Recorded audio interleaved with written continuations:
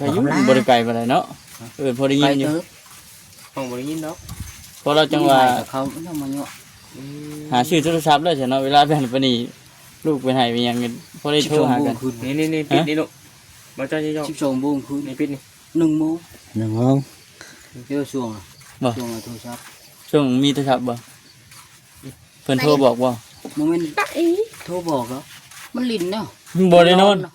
อย่าไป12 โมง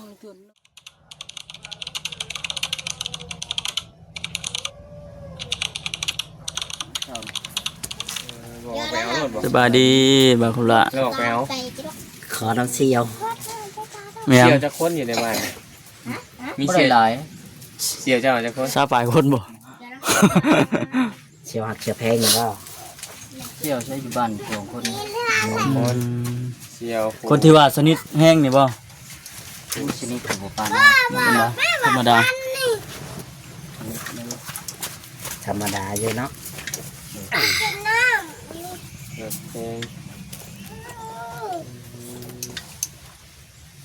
ทำมันเลยบ่จ้อยมาครับทำมาขึ้นละเราขับมาทำรังเท้าหน่อยเอาไงกระเท้าเลย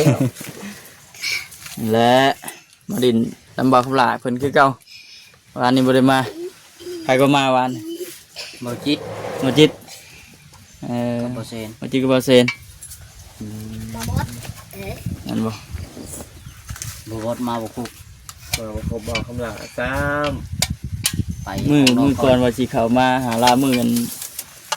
เราอันไปสักยาให้ลูกมื้อน่ะพอดีเจาะพออยู่เพียงทางเป็นมาได้คำลาบ่ได้เข้ามาเลยยาวแท้คำลามันค่ำน่ะดิค่ำนี้แล้วถือว่าโชคดีเติมนึงเนาะเอาสารมันใกล้พังพุ่นใช้ห้วยบ่เรือใช้นาตามน้องพ่อเหี่ยวนี่ได้สิหอเฮ็ดจังบ่ได้แม่นตามน้องเขาบ่น้องก็เจ้าน้องก็เจ้าเลยเต็มติดป่าพูดโปรยเด้เนาะบ่ให้บ่ได้เด้อ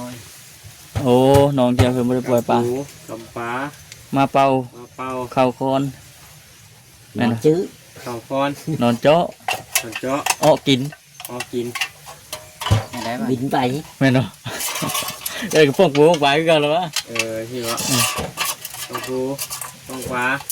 มาเป่าเข้าคอนนี่ก็เว้าบ่คือกันเนาะเอาให้เราเฮ็ดบ่คือให้เราเว้าเด้อบัดนี้มาให้มาคำลาเว้าน้องว่ากำปูกำปลามาเป่าน้ำซ่านสะทักพักเหมือดตุ่มหัวก็ใส่แล้วบ่แม่นเว้ยต้มหัวก็ใส่เอาว่าบ่ได้เป็นป้องปูป้องปลามาเป่าเอาคนนอนเจาะเอากินดิว้าวเป็นนักว่าคำลาสูบคันเบ็ดแต่ละบ้านเนาะแต่ผู้สิเว้าเนาะแต่ผู้สิเว้านี่ละเฮ็ดหน่อยแม่นบ่แต่เก่าเลยเท่าไรนี่แหละลองโฉบดูหน่อยเอาละกำโฉบดู100 ปลายเสื้อ200กำขาไปเลยเนาะโฉบดูเหมือนจังฮะโฉบดูโฉบคันเบ็ดอ่ะโฉบได้หรอให้จะคือ4กำปูกำปานมาเป่าหนักซานฮักพักเหมือดตุ่มหัวก็ใส่กำปูกำปามาเป่าแสดงว่าบ่ได้ยังโอ้พิษแล้วจะเห็นเบ็ดเนาะหัวกลัวใส่คำลาจะเห็ดพิษแล้วเบ็ดนะโศกแล้วแต่คำโศกของไผ่ของลาวคือการขึ้นต้นคือกันนั่นแหละของปูปองปลามาเป่าแล้วซานการนักพักเหมือนเดือดแดงแกงชมต้มหัวไม่พวกก้นเหนาะอย่างว่าไปมันแตกต่างกันได้มันมีเนาะมันมีถ้าไปบ่ได้เมื่อยไปใส่เบ็ดเนาะเพื่อไปบ่ได้ขี้ข้านเนาะเยอะทีมหลายช่วงเป็นวัยรุ่นทีมไปเลยจ่อยโยกทีมจากลายกลายเป็นน้อยลายกลายเป็นน้อยนิดหน่อยก็ต้องไปพยายามเบ็ดกัน2 รอบ3 รอบไปเบ็ดเป็น100ขอพามาน้อยนั่นไปก็ได้4-5 ตัวหัวอยู่ห้วยนั่นเด้อเบ็ดกบได้เหรอบอกหลานบ่ได้ใช้บ่กบยังน้อยอยู่น้อยก็อยากอยู่ในบ้านเห็นเจ้าใส่แล้วอยู่ในบ้านถือว่าน้องว่าใส่กับพอได้อยู่เอ้ย เนี่ย ออกได้บ้าง เดี๋ยวมาถึงอีกครั้งเราไปกู้ เดี๋ยวแต่ว่าเอาออกได้ไหม ถิ่มรู้นะหัวที่โบมานเขาได้ก่อน คือเจ้ายาม นั่น ชอบขันไป หมดแล้วมันโบมานเนาะ ไปก็คืนบ่พ่อว่าตอน เห็น เช้า ว่ามันพ่อนี่ว่าพ่อปวดเลย เรา เนาะ ไปอยู่ตอนเช้าก็ใส่มือทวิตใส่มือหนึ่งมือสองมือสามใส่สองมือผู้เห็นแล้ว สมอยแล้วมัน ไปบ้านนี่ไปมือที่สามผู้ถือตอนไปก้านตะเล่งเลยมึงอยู่หันเด้อ พ่อบอกเลยบ่ พอหมอผมเวท ถีบมันเบ็ด พอจะทีมเวทมาหา บ่สิได้ฮอดแห้งตัวเองเฮ็ดเลยมันบ่ถูกเลยเนาะ เฮ็ดบุถึงมือมันทิมรถได้ก็บ่ไปเป็นไง ขึ้นดิจอย ขึ้นดิข้าพยายามเวทพยายามไปนี่ เบ็ดก็ยังบ่ทันได้กู้เลยเด้นะ น้องไปป่ะเจ้าได้มองไปก็พามองไปก็คนบ่ไปนำมืออย่ามือดิ มันก็ถือแค่ว่าถือมันก็หลุดไปแล้ว เน่าให้หลุด หึ ตอนแรกก็ไปยาม ตอนแรกจะไปเอาเนื้อใส่ บ่ เห็นเนื้อ ทายเนื้อไว้ ก็คือกับก้านเนื้อไปสิลงไปก้านเนื้อแล้ว ปลาน้องแม็กอยู่กับไร ป้าไปจุบเลยก็ แม่นบ่น้ เขา องแม็ เบิ่ ก ง พักเอาดิ พักเขามาตื่นบอกกันเด้อเด้อ ก็อยู่บ่ได้ไกลปานใดเนาะพอได้ยิ ไป นอยู่ เติบ ห้องบริยินเนาะ เพราะเราจังว่า เขาเอามาเนาะ หาชื่อโทรศัพท์แล้วใช่เนาะเวลาไปหันไปนี่ลูกไปให้ไปหยังกันพอได้โทรหากัน นี่ปิดนี่ลูกมาเจ้าจะยก 12 โมงคืน นี่ปิดนี่ 1 โมง 1 โมง เดี๋ยวช่วง บ่ ช่วงโทรศัพท์ ช่วงมีโทรศัพท์บ่เพิ่นโทรบอกบ่ โมเมนต์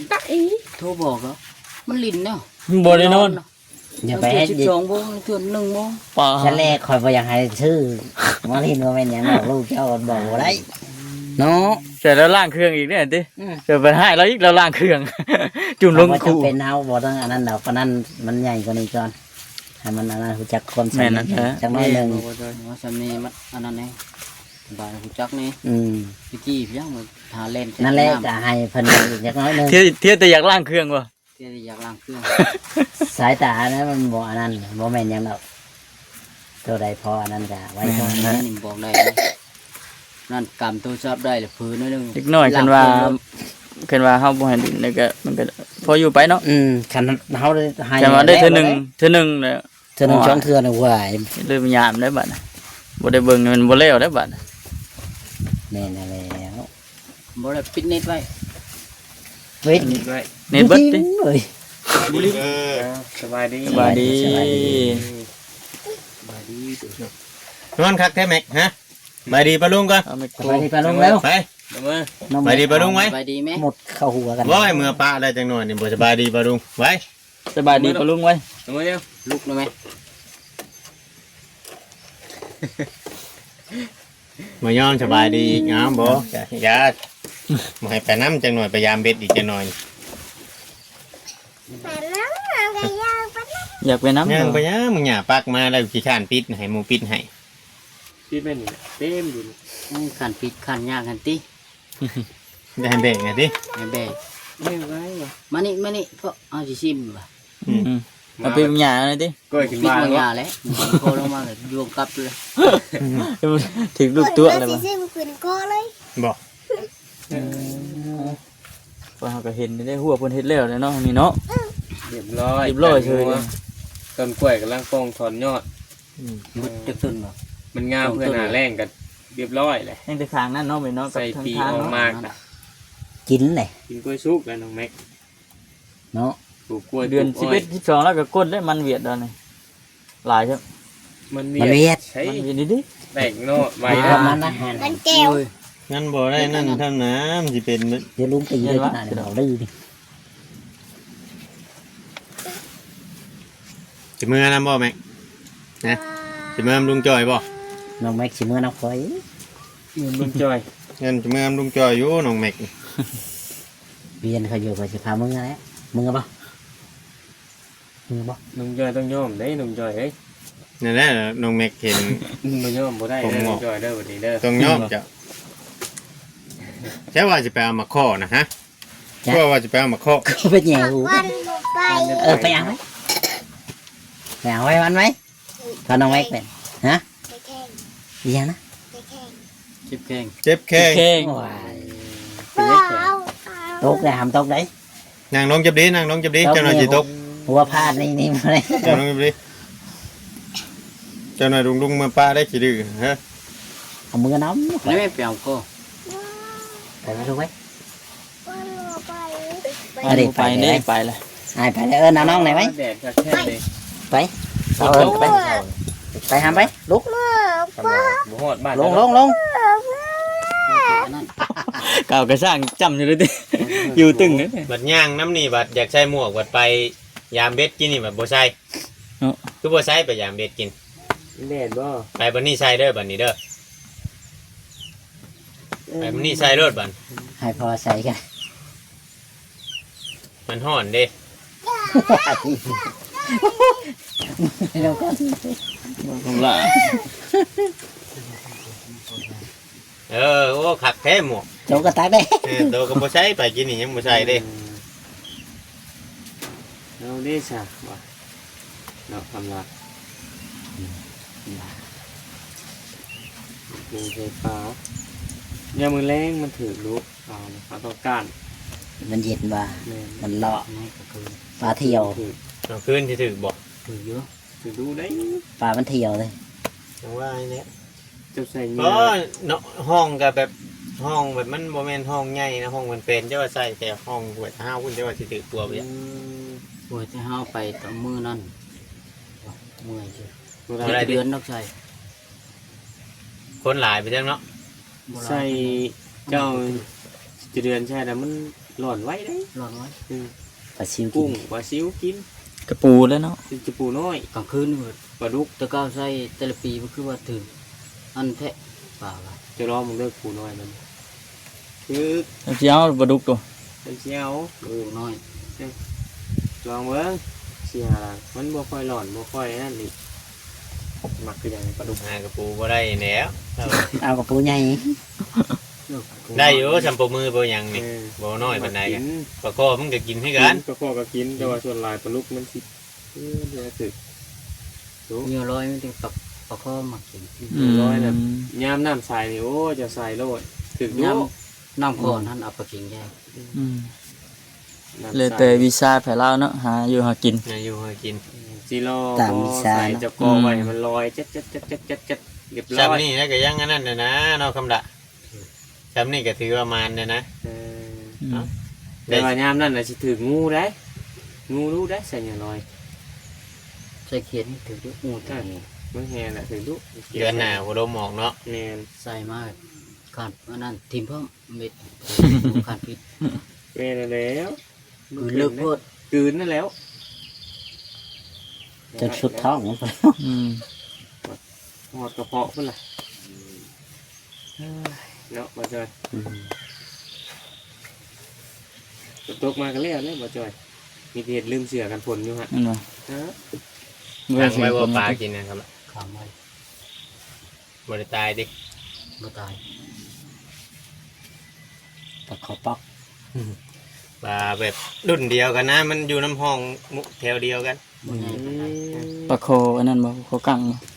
บ่ ก็น่าธรรม ข้า ดาว หน้าเนี่ยมันยังบ่ใหญ่รุ่น ลูก แบบกระหาช่วงฝนตกนี่นะ บ่ มันกระหา มัน พื้นโต มันบ่คือหน้าอ่างไหนนาแถวนี้ลงไปเบิ่งนี่มันสิมีให้ แมวนั่นนอนคือกัก มัน อี สิ กเลย เรียน เขาได้คืนว่าเนี่ยตัวใหญ่อยู่ ปลาได้บอก เที่ยง ซ้ำวัน ลืม ยืนก็มี ลื่นนี่ เออถือว่าใหญ่เดี๋ยวได้เนาะ สามีได้ โอ้ ถือว่าใหญ่เดี๋ยวได้ ปลาดุก เพื่อสิได้ ตัวหนึงปลาคอตัวหนึง อืม ซ้ำตัวปิ้งชูปลาจ้อยกินแล้วปลาดุกอะ เบิดแมนบ่ แน่น่ะปิงชูบจอยกินเป็นใหญ่แห้ง ที่มาไว้แท้ไปเอา เลยเนาะ เอ้ย พี่เนาะพี่เนาะอยู่ใช้ไผขึ้น ข้างหน้าหานงานมันบ่ ตัวห้านบ่คำละ เมื่อใดมื้อชื่นนั่น หมู่ว่านนี่บอกที่เจ้ากินล่ะ วัน ข่อยเห็นในคลิปมันลายใหญ่นะพ่อ ทำลายใหญ่ย่อยว่ะ เป็นอยากบ่ เดี๋ยวมื้อชื่นนั่นเจ้าของอันนั้นมาเลยเดี๋ยวเที่ยง เดี๋ยวจะคลองเพื่อนนะ มาเลย กลับลงไทยบ้าน มาเบิ่งเพื่อน เพิ่น เจ้าข เมื่ อ อง เพื่อนนี่บ่ มาหมู่บ้าน บ้านไหน บ้านนี้นะ จบ เพิ่นบ่ได้มาเฮ็ดต่อบ่ ก็เพิ่งลงไทยแล้ว ลงไทยเลยบ่ ปวกอันนั้นเบิ่งมาเบิ่งเพื่อนสิปวกกิน มาเบิ่งพวกขึ้นเฮือน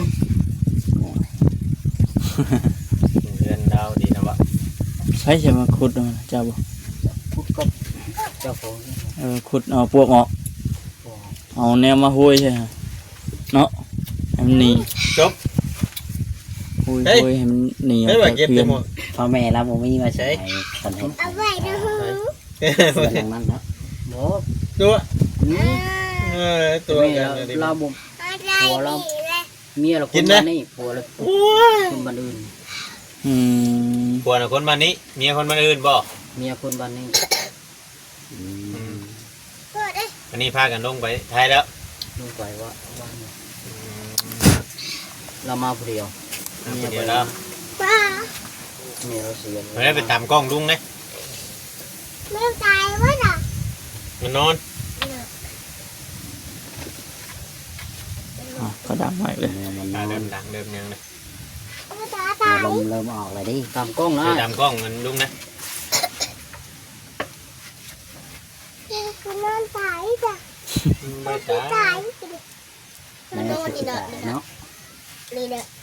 เที่ยงกินตอนเที่ยงชูลูกกินมื้อนี้ ปิ้งชิ้นมือ ปิ้งชิ้นหมูเอายังทันระเบิดอยู่ ชื่อมาวันนั้น เอา ไม่ใช่ชื่อมาวัน บ่ เฮ็ดให้ได้กินนะ เจ็ดแหงแล้ว แม่นอัน FC จ้ะบ่ FC เพิ่นชื่อมาตอนบ่คือเห็นอยู่บ่คลิปบ่เห็นเมื่อวาน แม่เด็กซี เนาะ FC เด้อเนาะ ที่รักว่ะ อืม มึงอัด พี่รักพี่เล็ก ปาก เนาะคนลาวเฮานี่บ่ ไทย คนไทยอืม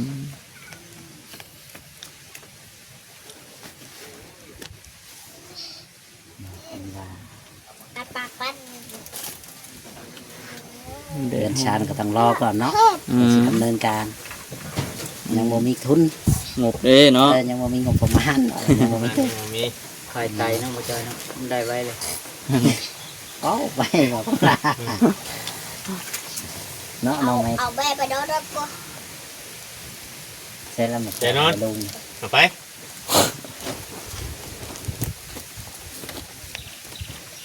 ไป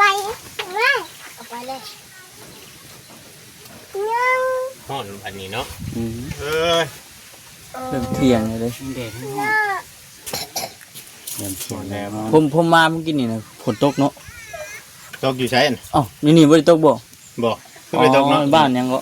อันบนเคยเข้าไปชน บ้านอาหง แม่นนะบ้านอาหงเนาะ ตกแหงบ่ แห้งตัวแล้ว ฮอดไปแล้ว ในกล่องเจ้านี่ ฮอดวันเดือน เดือน กระยุด เทั้งในกล่องนี่ เพิ่นจะชนเลย เทั้งในกล่องเจ้า แห้ง ในหมุนมัน ใครซื้อมาได้ อย่าไปไขมันนะเฮ้ย เราจะเอาคนที่อยู่ ใส่แล้ว โอเคจะมีแต่ว่าจะไปหาลบคลิปก่อนอยู่นี่มันมีสัญญาณ นั่นเนาะ แม่ เอาลงที่ งานบ่แหง ถ่ายคลิปแล้วก็มันไปลงคลิป อยู่ในนั้นตรงเมื่อตรงนี้ แต่มันแดด บนดิน โอ้ถึงเคือนบ่เนาะมันแดดวะถ้ามันแดดอีกจัก2 3มื้อมันก็แห้งแล้ว โอเคบ่าวคำละสบายดีพบกันคลิปใหม่คลิปหน้าคลิปใหม่ ยา พุ่น บ่ ละ ให้ลูกหมอกแกงแดดได้คำหนาเลยมันแดดแห้งครับ นี่เพิ่นก็กดเนาะ 2 มื้อดี ยังบ่ทันได้อีกนัดออกพี่น้องเนาะ บ่ได้ กดเอาไว้นี่สิโอเคพี่น้องเนาะไปสบายดีเด้อ